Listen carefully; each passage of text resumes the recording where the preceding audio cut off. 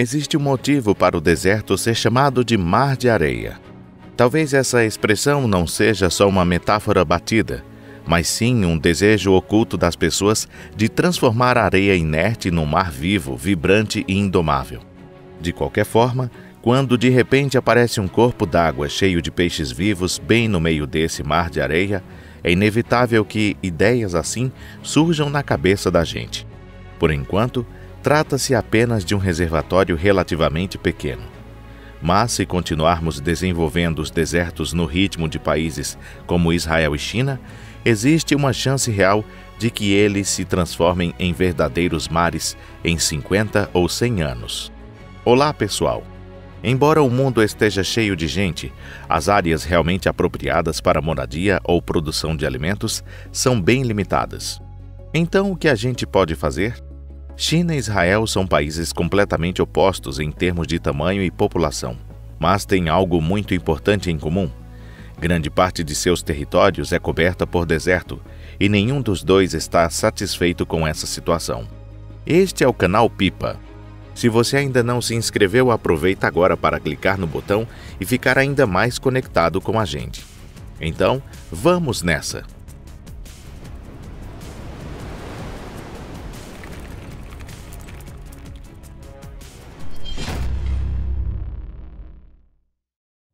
O projeto dos peixes do deserto na China. Ao que tudo indica, os chineses não têm medo nem mesmo de enfrentar um dos desertos mais áridos e inóspitos da Terra, o imenso deserto de Taklamakan, na região autônoma de Xinjiang. Esse deserto é considerado o mais perigoso do mundo e é a segunda maior extensão de areia do planeta e detém o infame recorde de maior número de caravanas que já pereceram ao atravessá-lo. O nome não é por acaso. Traduzido do antigo idioma uigur, Taklamakan significa literalmente quem entra não sai. Embora seja uma região sem água e totalmente inapropriada para qualquer tipo de agricultura, muito menos para a criação de peixes. Foi justamente aí que a China decidiu introduzir milhões de peixes e até mesmo espécies marinhas raras naquela parte do país.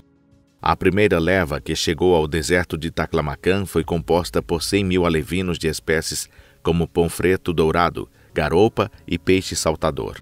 Claro, antes dessa gigantesca operação de transporte, foi preciso realizar pesquisas detalhadas e caríssimas em tanques experimentais para criar um ambiente ideal de cultivo. Todo esse esforço e investimento não foram em vão. Em pouco tempo, a taxa de sobrevivência dos alevinos chegou perto de 100. Como resultado, hoje em dia, dezenas de milhares de pessoas já vivem da pesca em pleno deserto. Os rendimentos mensais podem chegar a $2.300, o que representa $800 a mais do que a média dos agricultores considerados ricos da região. Atualmente, os principais polos de piscicultura da região de Xinjiang estão concentrados em 3 grandes lagos salgados: o Lago Bosten, o Lago Ulungur e o Lago Sairam. Mas como é que uma ideia tão absurda quanto soltar peixes no deserto conseguiu mesmo sair do papel? A verdade é que esse projeto só se tornou viável porque alguns pré-requisitos técnicos importantes foram atendidos. Primeiro, a grande variação de temperatura entre o dia e a noite revelou-se perfeita para certas espécies marinhas. Depois foi criado um sistema inteligente de controle ambiental capaz de manter a água numa faixa ideal entre 20 e 30 graus Celsius. E por fim, o maior desafio de todos, a questão da água, também foi superado. No noroeste do deserto de Taklamakan existe uma vasta área de solo salino chamada solo Solonchek, onde há grandes zonas úmidas com água alcalina e salinizada. Naturalmente, esse tipo de água não serve para a maioria dos seres marinhos, muito menos para a reprodução dessas espécies. Mas os pesquisadores chineses descobriram uma forma de torná-la utilizável para a aquicultura. Eles selecionaram e combinaram tipos específicos de bactérias que, ao serem adicionadas àquela água salobra, modificaram sua composição, tornando-a semelhante à água do mar convencional.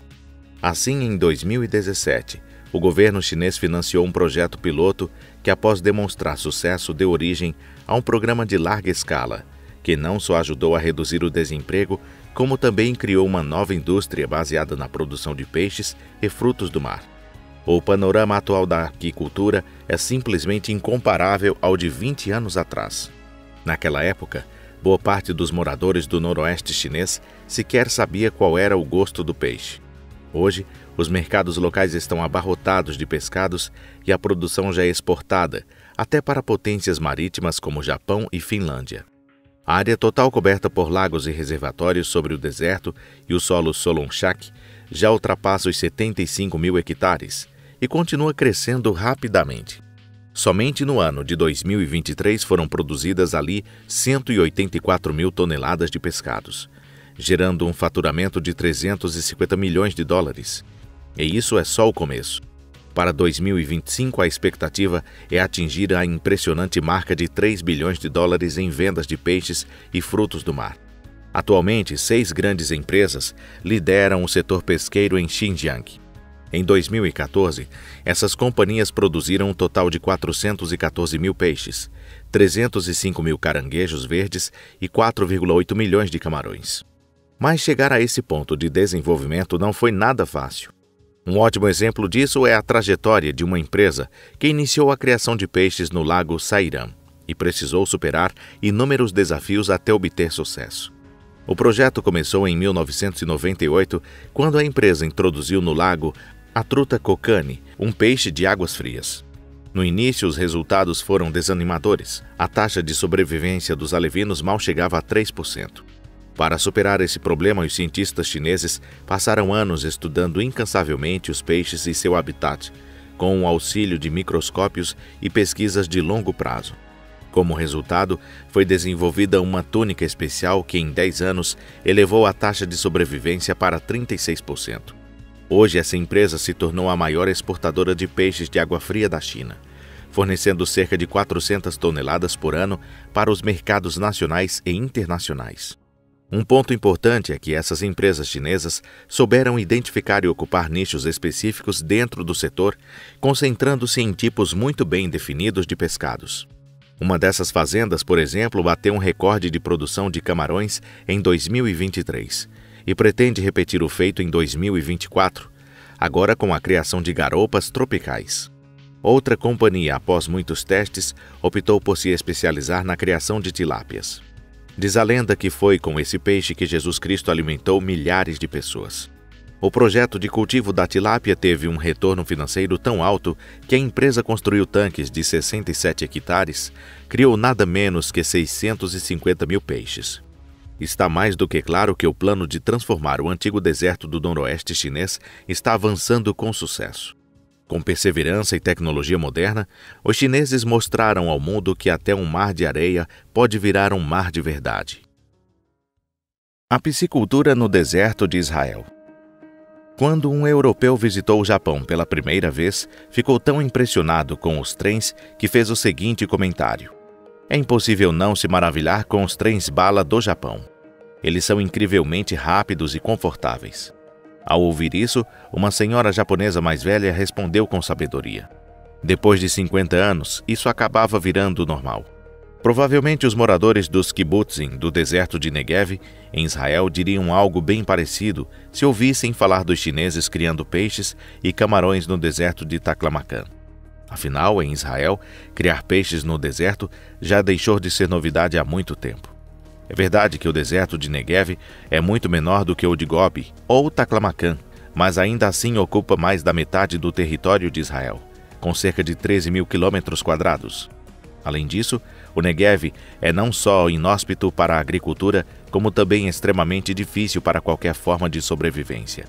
À primeira vista, pode parecer estranho que Israel, cercado pelo Mediterrâneo e pelo Mar Vermelho, tenha optado por criar peixes no deserto. Mas o fato surpreendente é que em 2016, das 16 mil toneladas de peixes capturados em Israel, apenas 6% vieram do Mediterrâneo e menos de 1% do Mar Vermelho. Se incluirmos os peixes pescados em lagos interiores, como o Mar da Galileia, podemos somar mais uns 2%. Ainda assim, isso representa só 9% ou 10% do total. Ou seja, a maioria dos peixes consumidos em Israel vem do deserto. Mais surpreendente ainda é saber que esse movimento todo começou lá na década de 1930. O primeiro projeto experimental consistia em cavar tanques na areia perto da costa do Mediterrâneo e soltar ali carpas importadas da antiga Iugoslávia. Foi então que os israelenses perceberam um detalhe importante: a areia sozinha não retém água. Por isso, cada tanque precisou ter o fundo impermeabilizado com argila ou outros materiais resistentes à água. A partir dessa experiência, começou a se formar uma rede de reservatórios no deserto de Negev, com cerca de 100 metros quadrados e profundidade entre 1,5 e 3 metros. Embora cada reservatório seja pequeno, juntos eles produzem de 5 a 10 toneladas de peixe por hectare. O próximo passo no desenvolvimento da piscicultura do Negev foi a construção de tanques maiores e mais profundos. Com isso, a produção subiu para algo entre 10 e 20 toneladas por hectare. O maior desafio da piscicultura, claro, é o uso intensivo de água. Desde os tempos antigos, Israel já extraía água de aquíferos subterrâneos. Mas hoje, os israelenses sabem que não podem retirar mais água do que aquilo que a natureza consegue repor. Caso contrário, há o risco real de esgotar totalmente esse recurso no futuro. Estudos mostraram que a quantidade de água que pode ser retirada sem prejudicar o equilíbrio ambiental não é de 600 milhões, mas sim de no máximo 360 milhões de metros cúbicos por ano. Por isso, decidiu-se compensar a diferença com água dessalinizada. Atualmente, mais da metade da água utilizada na agricultura e no abastecimento humano em Israel já vem da dessalinização. Mas mesmo assim ainda não era o bastante. A solução encontrada foi o reaproveitamento da água usada. Para isso, dezenas de grandes estações de tratamento com tecnologia de ponta foram construídas no país.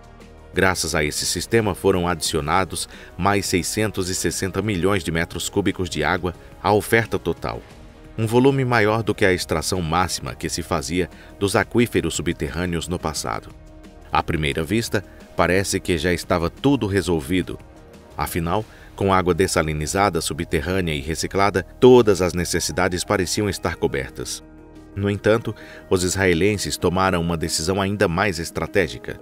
Concluíram que quanto mais água houver, maior será o potencial para agricultura e piscicultura. E assim começaram a bombear água bem no meio do deserto. A verdade é que, a 15 ou 30 metros de profundidade, o deserto de Negev abriga lençóis freáticos de água a cerca de 40 graus Celsius. Essa temperatura é perfeita para a criação de espécies como perca, sargo, gupe e peixe-palhaço. Naturalmente, os tanques fechados contam com programas computadorizados que monitoram em tempo real a qualidade da água, a alimentação e os níveis de oxigênio. Quando algum parâmetro sai do ideal, o sistema remove a água contaminada e injeta água limpa. Além disso, a água usada é direcionada para outro tanque vizinho, onde bactérias especiais fazem sua purificação.